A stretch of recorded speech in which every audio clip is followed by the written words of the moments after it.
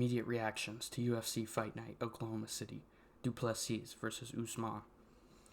Starting off with the first fight of the night, Anna Milosano versus Dione Barbosa. So the prediction I made for this fight is that Dione Barbosa would go in there, be the more experienced woman compared to Milosano, who is making her debut in this fight, and she would go in there, use her grappling like she needed to, and just make it boring. Win by a smudge decision via using just boring grappling, knees against the thighs, stuff like that. But to be completely fair to Barbosa, she came out here and surprised me quite a bit, earning herself a first-round submission. The fight starts out, they're both kind of playing around on the feet. Milosano lands some tip-tap shots, 6 total strikes she landed in this fight. But then Barbosa got the takedown, and it was all over from there, earning herself the submission in round number 1. And as you can see, she submitted Milosano so bad she got choked out to the shadow realm, as you can see right here. So on to the next fight of the night. RJ Harris versus Alvin Hines. Whoa, RJ Harris, you're looking a little tan there and a little thin, to be fair. But to be fair to RJ Harris, he also surprised me. I thought Alvin Hines was going to win this fight by pushing a pace and just being able to kind of, same thing, push a pace against the cage. Any heavyweight that can push a pace will do pretty well. But RJ Harris came in here and KO'd him in the first round, hurt him bad. Hines flopped on his butt, and it was kind of all over for there. To be fair, I think the ref could have let it go a little more, but Hines was done, man. He was done. Looking like the guy who played the Thing did not help him at all. I thought he would summon some powers for Michael Chiklis and maybe he would win, but apparently not. So, an incorrect prediction for me, but on to the next fight. Alden Correa versus Stuart Nickel.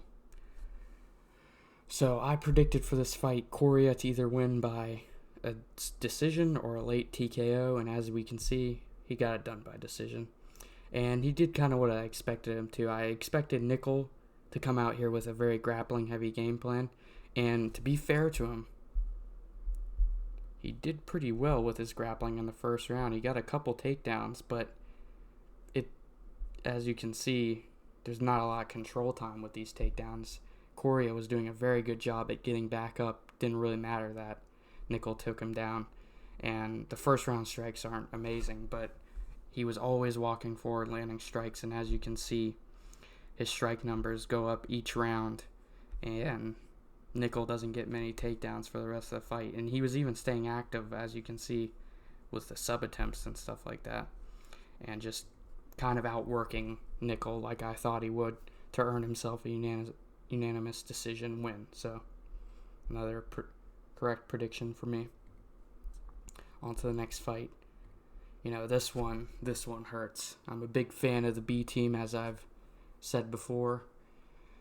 And seeing Damian Anderson lose a very boring fight kind of sucked. So, round 1, they go out there. Elliott establishes his jab immediately, and he looks pretty light on his feet. And Anderson looks for really big, powerful, big meaty hooks pretty much, but he did not cut off the cage very well. And then Elliott mixed calf kicks and straight punches together and just seemed to be landing the cleaner combinations. And Anderson, towards the end of the round, landed a very solid right hand, but didn't really matter because Elliott still controlled the pace. Let me go to round 1 stats. Yeah. But round 2, Anderson became more aggressive and pressured forward. Elliott had some counters when Anderson overcommitted. There was also a brief clinch, and Elliott landed some, little pitter-patter knees to the body before separating. And Anderson's volume increased, but not a lot, as we can see by these total strikes. But Elliott still had a higher accuracy than him. And then the third round, Anderson obviously knew he needed to finish and tried to come out sort of swinging, as we can see by the very, very high total strike numbers. This was kind of a boring fight, obviously. But even with Anderson coming out swinging, Elliott stayed pretty composed. He circled well around the cage, and he kind of repeatedly caught him with some straight punches. And in the final minute of the fight, there was a pretty spirited exchange, but Elliott still just landed the cleaner shots, and that's what earned him the unanimous decision win, like I predicted. So now we go on to the next fight of the night. A good underdog pick for me. This one, obviously, a lot better of a fight than the last one. So, Felipe Franco versus Levi Rodriguez Jr. In round one, Rodriguez has some pretty good success with jabs and low kicks, but Franco still stayed patient, and he landed several hard counters as the round progressed. And then you could kind of tell when watching the fight, the momentum began shifting toward Franco late in the round. So I would say Franco probably won it as of late. 10-9, pretty competitive round though. Let me go to the round one stats. And then we go to round two. Franco in round two immediately increased his pressure. He used heavy boxing combinations, which then backed Rodriguez to the fence, and then a series of just unanswered punches obviously made the ref step in and allowed Felipe Franco to earn himself a round two TKO. On to the next fight. Now this one was a banger, and I'm very happy JPL won. I wish I'd predicted him to win. I didn't think he would. I wish I would have just predicted him because I liked him. But to be fair, some of the things I said about the fight were right, even though I didn't predict the right guy. So let's go to round one. I'm going to be honest, I was watching this fight while I was driving home from jiu-jitsu, so I thought JPL won round one, but apparently he didn't. Apparently Ko landed some pretty good jabs. But JPL controlled the center with some pretty crisp boxing. Ko had a lot of good jabs and also looked for kicks, but kind of struggled to establish a range. And there was some good body work from JPL. And then JPL actually succeeded in the grappling more than Ko did, which was very surprising to me. I believe he took him down early in round one, and eventually Ko shot a takedown on JPL. And he had a very tight mounted guillotine that I thought earned him round one, but a lot of people gave round one to Ko. So round two was definitely a clear JPL round to me. So in round two, Ko found some success with combinations and clinch work, but I would say JPL just still answered all that with much harder punches, and he also defended takedowns well. And I would say another clear round for JPL because, again, in this round, he also had a very tight guillotine, but from his guard this time. And even though Ko got out of it, he wasn't really able to do anything with it. So I would say round two for JPL, for sure, clear. Then round three. This one is where I was worried because I saw a lot of people had already given round one to Ko. And for about the first 4 minutes of this round, I would say Ko was probably about to win it by just a hair. Because Ko started pressing forward, looking to try to steal the fight. JPL looked a little tired, but he stayed composed and continued landing some of the cleaner counters. And then what I would say stole him this round was his takedown at the end. Even if he didn't do a lot with it, it was a very close round. And, I mean, a visual like being on top on the end is a good thing. Very good thing. So, and then he won himself a unanimous decision, 29-28. And I would just say it seemed like this was the first time Ko ever really had to go through a dogfight, like somebody who was putting a pace on him. He didn't really have to do that with Phil Rowe. He just dominated him. So, Good win by JPL. Happy you won. On to the next fight of the night. Another one I got wrong. 2 in a row I got wrong. This was the last half of the prelims were not looking good for me. But this was a pretty sick fight. So let's go to round 1. Bashi starts off the fight with pretty good movement and pretty good low kicks. And they're both kind of moving around. Delgado fighting southpaw to Bashi's orthodox. Delgado's almost sitting in like a hunched sort of stance, preparing for when Bashi's going to shoot. And the whole fight, he never really moves forward. He was the taller guy. I knew that. Just walk backwards and let Bashi come to him. And he did that and eventually timed him with a nasty shot. Dropped Bashi really bad in like a turtle position. And to be honest, I thought if he just walked off, the ref probably would have stopped it. But he went in there, starts punching Bashi in the head. Bashi starts looking for a double leg. He's kind of in what you'd call the struggle bus in wrestling. But I really thought he was out cold. I think that was just his like lifeless body clinging on for dear life, And I thought Delgado was kind of dumb not separating and finishing him off in round 1, but a pretty dominant round 1 for him. Then you go on to round 2. The pace in round 2 increased a lot after the strong finish to round 1. Bashi tried a lot more wrestling in this round, a lot of takedowns, but Delgado defended them all pretty well. And I just say Delgado landed the bigger punches whenever they exchanged. One thing I would say Bashi actually did pretty well in this fight, I don't know if anybody else has mentioned this, is because they were orthodox and southpaw, and whenever Delgado would throw a body kick, Bashi would counter him hard with the right hand over it. It was it looked like he rocked him a couple times with it, but Delgado still wins round 2 just by a wee bit, I'd say. Then round 3, Bashi tried to really push hard late, but it was kind of too little too late.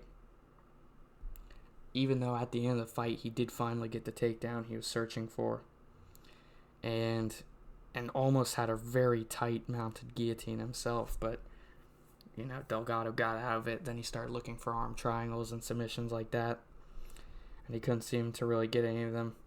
And then the clock was his enemy, and the fight ended. Delgado won. So this was another one I got wrong on this card. On to the main card.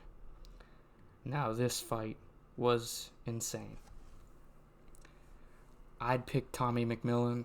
I didn't think that'd be as popular of a pick as it was. I thought I'd be one of the only dudes picking him, but a lot of dudes kind of hopped on the train, which I'm sad about because it would have been a cool underdog pick to have, but this was a star-making performance, I'm not going to lie.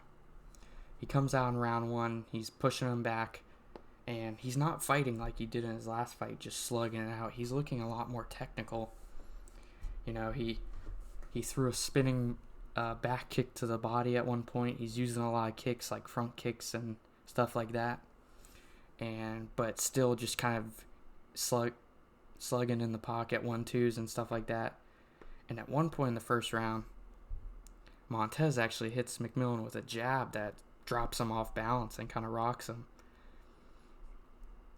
But McMillan still just kept putting the pressure on him, and he was already kind of beating him up by round 1 pretty badly. As you can see, 74 strikes to 23, over triple the amount of strikes Montez landed, which is just insane.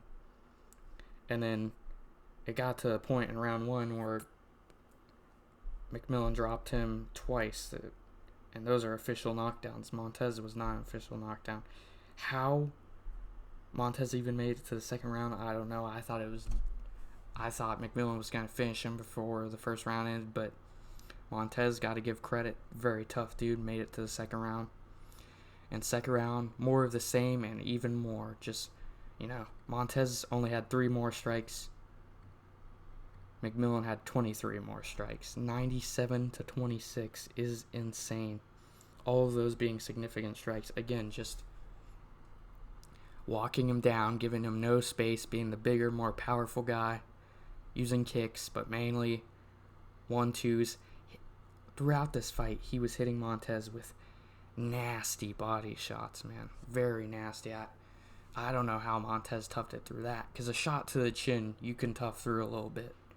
But the body, when you get hit in the right place, man, you just shut down. So Montez was very tough to tough through that. And again, another 2 knockdowns for Tommy McMillan. Insane. To be fair, they're not counting some of Montez's knockdowns, because in the second round, Montez lands some he hit McMillan with I believe it was a right hand against the cage and dropped him to a knee. So it wasn't all just, it's not like Montez had no good moments in this fight. In the second round, he landed a nasty straight right hand on McMillan. And then after that, instead of a straight right hand, he went short and hit him with an elbow. So Montez was landing good strikes. It was just quality versus quantity. Even though Montez may have been slicker, Tommy McMillan was just dogging him out in the pocket, and he could not handle it. And then we go to round number 3, 84 strikes to 7, just insane. Another 2 knockdowns in this round. I don't know how Montez even survived this long. To be fair, very late stoppage from the ref. McMillan had rocked him really bad from one side of the octagon and then continued to punch him all the way to the other side of the octagon as he hit the wall, and then punched him about 10-15 more times before the ref finally stopped it. So very late stoppage, leading to a round 3 TKO win for McMillan. And I guess I should mention this. There was an uncalled eye poke. Montez complained about it. The ref did not stop it. And even though I picked McMillan and he's a pretty cool fighter and I'd like to see him move up, that definitely helped the win. Having a dude get poked in the eye and then you're able to land 74 shots in round 1. How many of those were after the eye poke? That definitely changed the trajectory of this fight. So I think it has to be mentioned. But just a sick win by McMillan. If the main event hadn't happened, this would have been fight of the night. But at least he got a performance bonus. Definitely deserved. I think he broke a 3-round striking record in this fight. Took Nate Diaz's spot. So just insane, man. On to the next fight. This one, compared to the last fight, was a snoozer, I'm not going to lie. I mean, I said Fatima Klein, brutal KO. She had more power than Richie, but it was just, she just outclassed her in every aspect, but it was still very boring. Round one, Richie's pressing forward a lot, trying to take her down. You can see she shot 3, got 0. And Fatima Klein was not only defending those takedowns, but getting takedowns of her own off them. And I believe she attempted a rear naked choke or something like that. Not a whole lot. 18 total significant strikes in the first round. Go to the second round.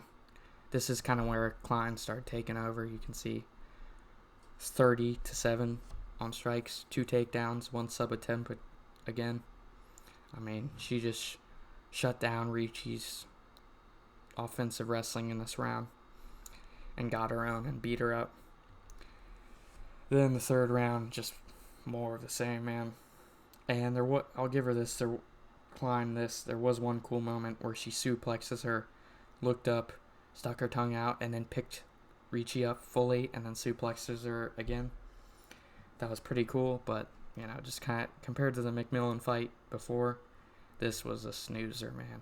And the commentary was just being like, oh my god, that was a great fight. She's amazing, and she is good, but that was not a great fight, man. It wasn't horrible, but compared to the last fight, it was, Me. That's all that was going through my head, man. So, but I got the pick right, so alas. On to the next fight of the night. Chase Hooper versus Mitch Ramirez. Maybe I didn't give Chase Hooper enough credit saying a kindergarten girl has a puncher's chance against him, but I mean, he came out in this fight and just looked very good. He starts out, obviously he's huge for the lightweight division. I don't ever know how this guy make 145, as Joe Rogan would say. But I believe he's 6 foot or 6'1". You know, you can see skinny build, but just super tall. He comes out southpaw. Mitch Ramirez is orthodox. He's circling backwards against the cage, hits a nice body kick, lands a nice straight left hand, and then shoots a really fast takedown. And the way he shot for it, the way it looked at first, he was like almost, it looked like Mitch Ramirez would sprawl out because it was a single leg. It looked like he'd sprawl out on it completely. And Hooper's not really, he's a jiu-jitsu guy. He's not a guy that gets a lot of takedowns. He's more a guy that gets stuff in scrambles, but he turned around back, got to the Ramirez's back, got a leg lace, eventually ended up taking the back, getting a body triangle, and just, he's so skinny, long, and lanky, he can just do weird stuff with the body triangle, man, like almost turn into mount while on the back with the body triangle. And then eventually Ramirez is trying to fight the hands, but Hooper had a really tight choke with just one arm in it. And then eventually he gets the other arm behind Ramirez's head, and it was over. And Chase Hooper gets the win. He actually did not get a performance bonus for this fight, which to me is insane, but, you know. And I think this, and in his post-fight interview, he said he's not doing CIA propaganda, no more gooning, so I think this goes to show, if you don't goon, you'll just choke everybody out. So that's a lesson to be learned from this fight, guys. On to the next fight of the night. Jared Cannonier versus CLD. You know, this was a pretty good fight. It was pretty entertaining. A lot of spinning stuff from CLD. So we go to round one. And you can see CLD was just kind of beating up on poor Jared Cannonier. I was rooting for Jared Cannonier. I'm always going to root for an American against a British dude. But I just did not think he'd win. Early in the fight, you know, CLD's getting his stuff off, and Jared Cannonier tries to just hold him against the fence and throw, you know, boring little crotch hugger knees to the thigh, which he came in with a terrorist of the sport game plan, which is a smart idea. And if he won by that, I would be like, fair, but CLD got out of it, just threw way more than him. I mean, outlanded him in every way, spinning stuff, crazy stuff. There was one point where Jared Cannonier shot a single leg and was holding his leg in the air and got him against the fence. CLD somehow jumped up on one leg and flying kneed him. It was insane. And then in the second round, a little bit closer, Jared Cannonier actually lands a takedown in the second round. And I was like, oh, shoot, dude. CLD might be getting done and my pick's wrong. But he showed some pretty good grappling and actually reversed it and got on top of Jared Cannonier, which was very surprising to me because CLD's the spinning move guy, not the good defensive wrestler. And then in round three, just more of the same. A little closer on strikes than round one. And, you know, this is where Jared Cannonier really started trying to get really heavy with the offensive wrestling. You can see his 3 takedowns, but it didn't really matter. CLD out-damaged him every round this fight and won a clear 30-27 decision. And I think he could have KO'd him, to be fair. If he had just yelled, Leroy Duncan, and then ran at him, he probably would have gotten the KO, to be honest. But that's neither here nor there. And I'm going to be honest, I'll say this. His fight was definitely more entertaining than Jared Cannonier's fight versus MVP, which is the guy CLT kind of gets compared to. But I just want to say I I like CLD. His style is very cool. Spinning stuff and cool knockouts, and even when he goes decision, pretty fun. But, I mean, he's fighting a 42-year-old Jared Cannonier, and he can't KO him. Goes to a pretty back-and-forth fight with this guy. I mean, it's just kind of like, this is not the performance you need to have if you want to move up the division. So, don't want to, burst his bubble, but maybe KO an old dude next time, dude. Not like Conor McGregor in a pub, but you know what I mean. On to the main event.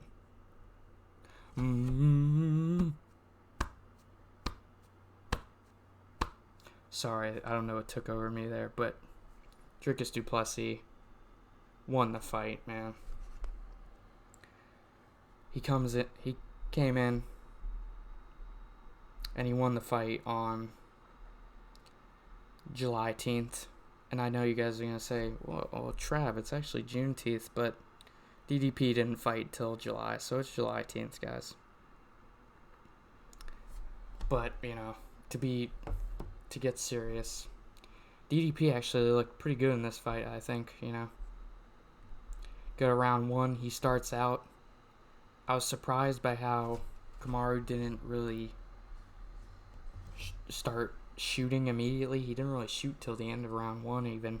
But what surprised me, at least in round one, round two, DDP had a very boxing heavy game plan, landing a lot of ones and twos and stuff like that. Not a whole lot of kicks like I thought it would be.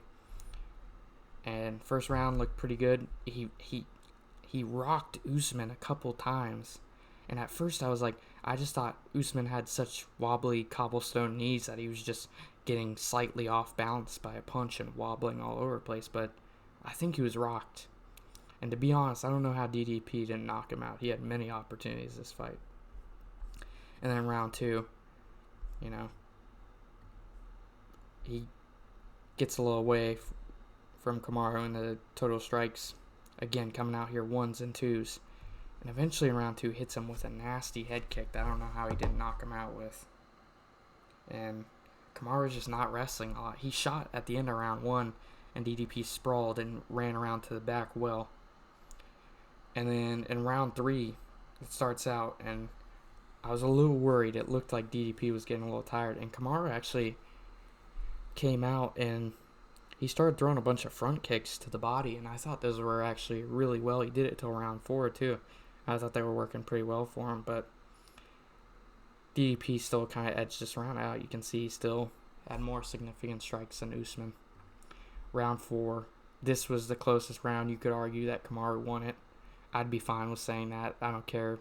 49-46 is still pretty good.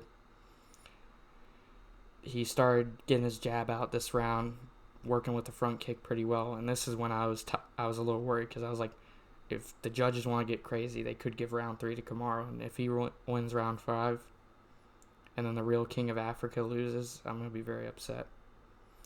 But round five, also pretty close, and Kamaru has a flurry at the end,